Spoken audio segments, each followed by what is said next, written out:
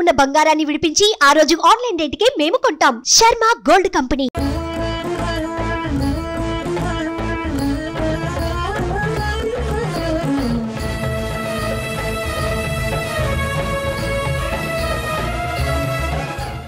నమస్కారం, welcome to Suman TV.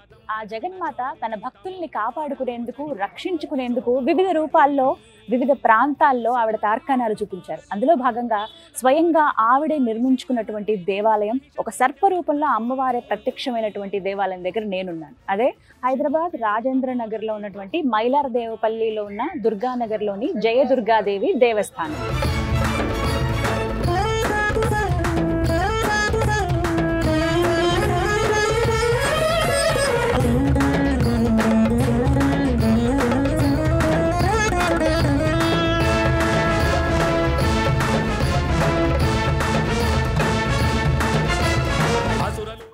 జగన్మాత ముందుగా ధ్వజస్తంభం దర్శనం.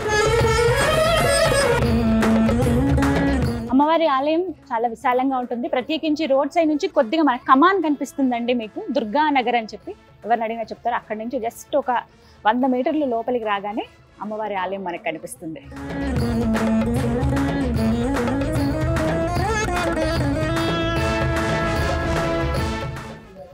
అమ్మ జగన్మాత తల్లి దుర్గమ్మ ఎంత చక్కగా ఉందో, దగ్గరికి వెళ్ళి చూడొచ్చు మనం. అయితే ముందుగా ఒక ప్రదక్షిణ చేసి అమ్మవారి దగ్గరికి వెళ్దాం.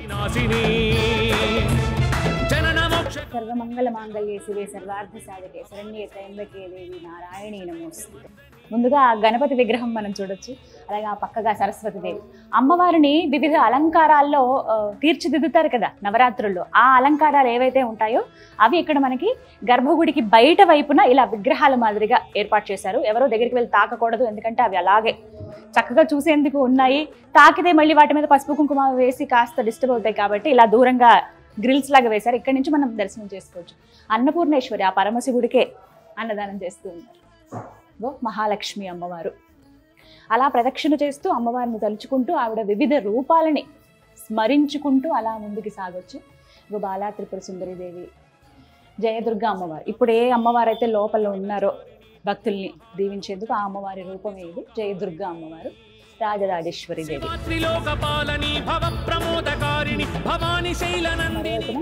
గాయత్రీదేవి మహాశక్తివంతమైన మంత్రం అండి గాయత్రి మంత్రం. రోజులో ఒక్కసారైనా ఆ మంత్రాన్ని జపిస్తే మనలో నాడులన్నీ ఉత్తేజితం అవుతాయని చెబుతూ ఉంటారు. అందరూ ఖచ్చితంగా వాళ్ళ జీవితంలో కొన్ని వేల సార్లు, లక్షల సార్లు, కోట్ల సార్లు జపించేటువంటి మంత్రం ఏదైనా ఉందంటే అది గాయత్రి మంత్రం. లలితా పరాభట్టారిక. ఓవైపు సరస్వతీదేవి, మరోవైపు లక్ష్మి. భాగంలో అక్కడ శివయ్య ఉన్నారు, లలితాదేవి. ఇదిగో మహిషాసుర మర్ధిని అమ్మవారు మహిషుడిని మర్ధిస్తూ సంహరిస్తోందనమాట. ఇక్కడ దున్నపోతుంటుంది సింహం. అన్ని వాహనాలు ఆవిడవే కదా, అష్టభుజాలతో ఆవిడ కనిపిస్తున్నారు ఇక్కడ. మన ప్రదక్షిణ పూర్తయింది. అమ్మవారి దగ్గరికి వెళ్తాం.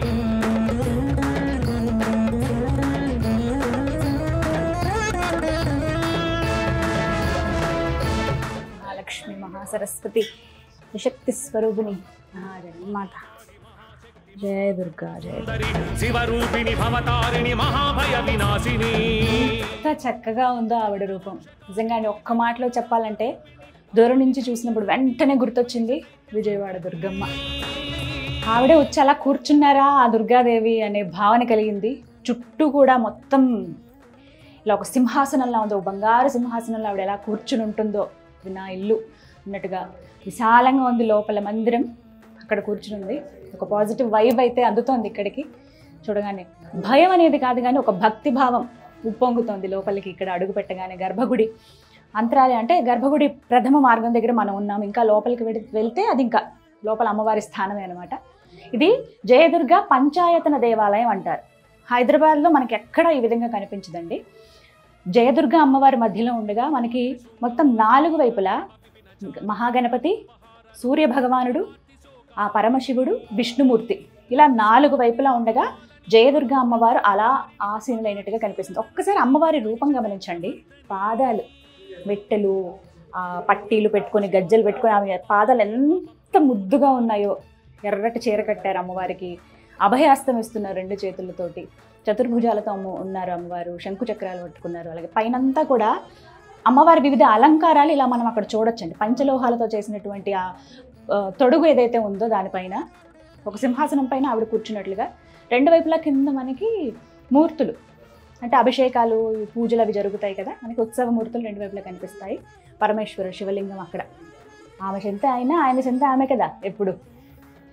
ఆమె రూపం ఉంది, వివిధ ఆభరణాలు వేసుకొని, నిమ్మకాయల దండ వేశారు, మెళ్ళో మాల వేసుకొని చక్కగా అలంకరించుకుని పసుపు మోముతోటి చక్కగా ఎంత బొట్టు పెట్టుకుని కూర్చున్నారు ఆవిడ. ఇంక ఇలా మాట్లాడుతూ ఉంటాను నేనైతే, ఇంక అమ్మవారు కనపడ్డారంటే ఇలా ఉన్నారు అని చెప్తే ఎంత సంతోషం అనిపిస్తుందో. చక్కగా దీపాల వెలుగులో ఆవిడ మోము దగదగా మెరిసిపోతుందండి. ఈ ఆలయం గురించి కూడా ఎంతో మంచి చరిత్ర ఉంది, ఎవరు నమ్మలేని ఒక నిజం అన్నమాట. ప్రత్యక్షంగా చూసేటువంటి భాగ్యం కూడా చాలా మందికి దక్కింది. దగ్గర దగ్గర 24 సంవత్సరాలైంది ఈ ఆలయం నిర్మించి.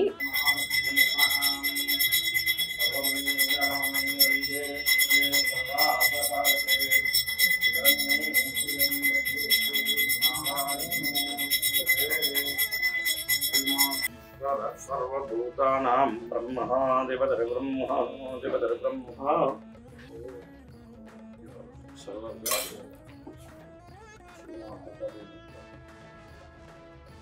చూసారుగా అన్ని విశేషాలే ఆలయానికి సంబంధించి. ఇక పక్కగానే చిన్న చిన్న ఉపాలయాలు కూడా ఉన్నాయి, అవి కూడా దర్శించుకుందామండి. అమ్మవారి ఆలయంలోనే ప్రధానంగా మనకి జయదుర్గాదేవి అమ్మవారి కనిపిస్తే, ఒక పక్కగా మనకి సాయిబాబా గారు నూతనంగా ప్రతిష్ఠించినటువంటి సాయిబాబా వారి విగ్రహం.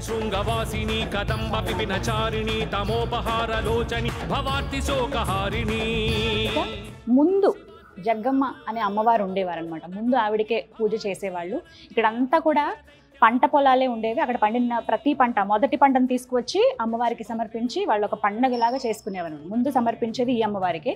ఈ అమ్మవారిని అలాగే గుళ్ళో పెట్టి పూజిస్తూ నూతనంగా జయదుర్గ అమ్మవారిని ప్రతిష్ఠించారనమాట.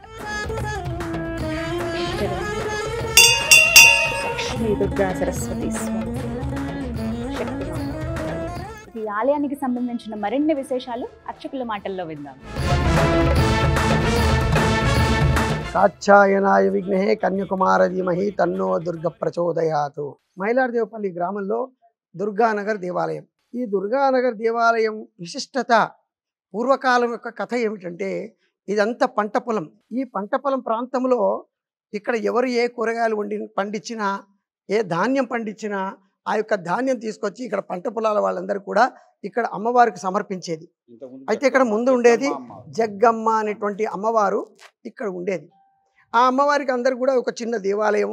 ఆ దేవాలయంలో అందరు కూడా పూజ చేసుకొని, నిత్యారాధన చేసుకొని, దీపారాధన చేసేవాళ్ళు. అయితే ఆ కాలంలో ప్రతి ఒక్కరు దర్శించుకునేవాళ్ళు.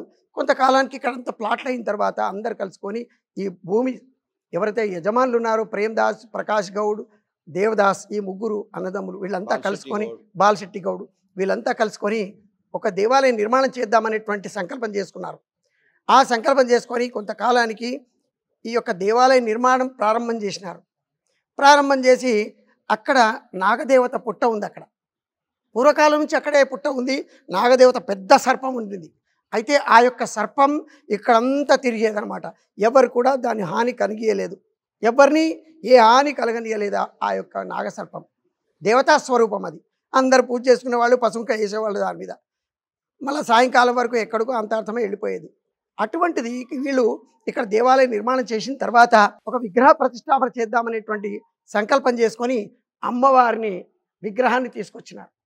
ఆ విగ్రహాన్ని తీసుకొచ్చి ఇక్కడ జలాదివాసం, ధాన్యాదివాసం, ఫలాదివాసం, పుష్పాదివాసం అన్నీ చేసినారు. చేసిన తర్వాత ఆ యొక్క దేవాలయ ప్రతిష్ఠ చేద్దామనే ఉద్దేశంలా అనుకునేసరికి నాగసర్పం వచ్చి కూర్చుంది ఆ స్థలంలో. 3 రోజులు ఆ యొక్క నాగసర్పం మనం ఏ ముహూర్తాన్ని అనుకున్నామో ఆ ముహూర్తాన ప్రతిష్టాపన కాలేదు. నాగసర్పం ఎంతవరకు ఉండిందో ఆ 3 రోజులు ఆ నాగసర్పం వెళ్ళిపోయిన తర్వాత 4వ రోజు మేము అనుకున్న ముహూర్తాన కాలేదు. ఆ సమయంలో నేను కూడా ఉన్నాను. ఆ ముహూర్త ప్రతిష్టాపన, ఆ నాగసర్ప దర్శనం ఎప్పుడిచ్చిందో ఆ తర్వాతనే అక్కడ ప్రతిష్టాపన చేయడం జరిగింది. ఇక్కడ ఈ ఆలయ విశేషం చాలా గొప్పది. ఈ చుట్టుపక్కల ప్రాంతాల్లో, ఇక్కడ గ్రామంలో ఎక్కడ కూడా ఇంత పెద్ద దేవాలయం లేదు. మన పెద్దమ్మ దేవాలయంలో అమ్మవారు ఏ విధంగా అలంకరణ ఉందో అదే విధంగా ఈ అమ్మవారు కూడా అదే అలంకరంగా ఉంది.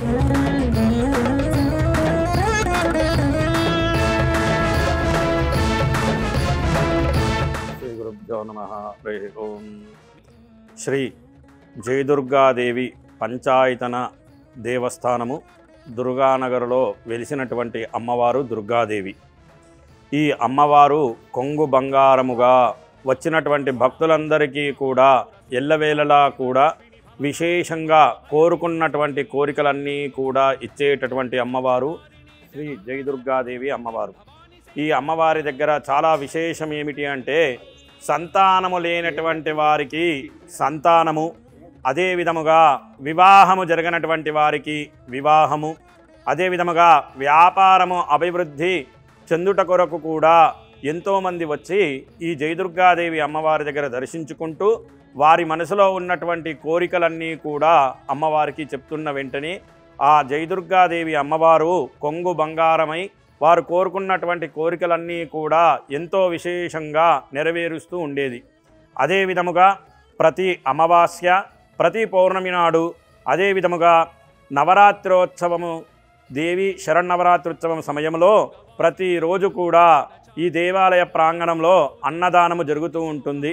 అదే విధముగా తోలుకట్టి వంశస్థులైనటువంటి వారి అందరి సహకారముతో 23 సంవత్సరాల నుండి నేను ఇక్కడే ఈ దేవాలయ ప్రాంగణంలోనే అర్చకత్వం చేస్తూ ఉన్నాను.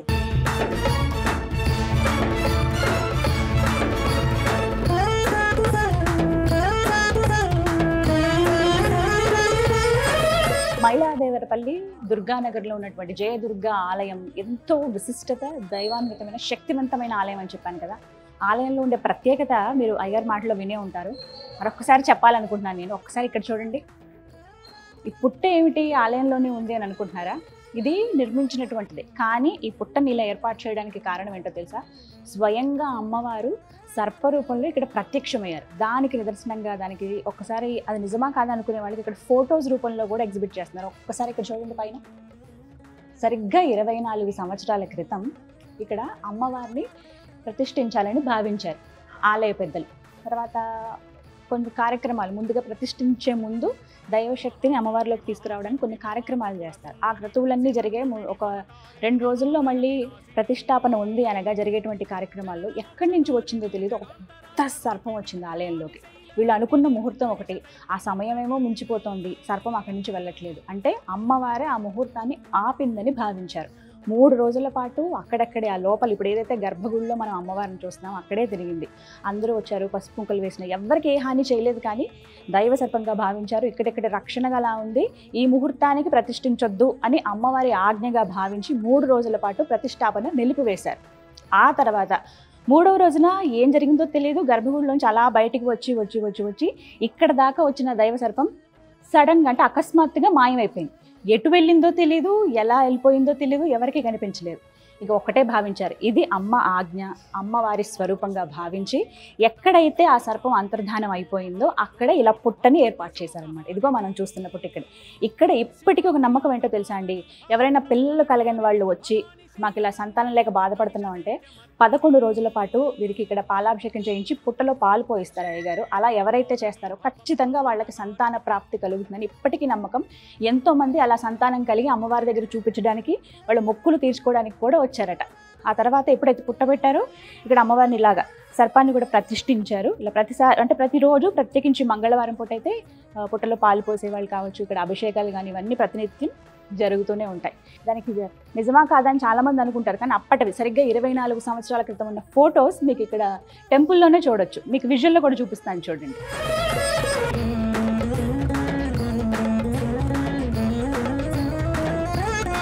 దుర్గానగర్లోని జయదుర్గా అమ్మవారి ఆలయం ఎంతో విశేషవంతమైందండి. ప్రత్యేకించి ఇక్కడ బోనాలు కానీ, దేవి నవరాత్రులు కానీ చాలా విశేషంగా జరుగుతాయి. ఇక శ్రావణ మాసంలో అయితే చెప్పక్కర్లేదు, ఎంత చక్కగా పూజలు జరుగుతాయో. నవరాత్రుల్లో అయితే అమ్మవారు వచ్చి ఇక్కడ కూర్చుందా అన్నట్టుగా అంత ఘనంగా జరిపిస్తారనమాట పూజలన్నీ కూడా. ప్రత్యేకంగా చెప్పుకోవాలి, ఏదన్నా వచ్చి అమ్మ నాకు ఈ సమస్య ఉందని మొక్కుకుంటే వెంటనే ఆవిడ అభయం ఇస్తుంది, ఖచ్చితంగా ఆ కోరికను నెరవేరుస్తుంది అంటారు. అందులో భాగంగా రాజస్థాన్కి చెందిన ఒక భక్తుడు, అతనికి 16 సంవత్సరాల నుంచి సంతానం కలగలేదట. ఎంతో బాధపడుతూ చివరికి అమ్మవారి దగ్గరికి వచ్చి వేడుకుంటే ఆవిడ ఆ భాగ్యాన్ని కలిగించింది. సంతానం కలిగిన తర్వాత మొక్కు చెల్లించుకోవడంలో భాగంగా రాజస్థాన్ నుంచి సాయిబాబా గారి విగ్రహం తీసుకొచ్చి అంటే అక్కడి నుంచి పంపించారు. ఇక్కడ ప్రతిష్టాపన జరిగింది. ఆలయంలోని అమ్మవారికి మనకి కుడివైపుగా మనం చూద్దాం, అంటే అమ్మవారికి ఎడం పక్కగా మనకు కనబడుతుంది సాయిబాబా విగ్రహం, బుజ్జి సాయిబాబా విగ్రహం చూడండి, సాయినాథ్.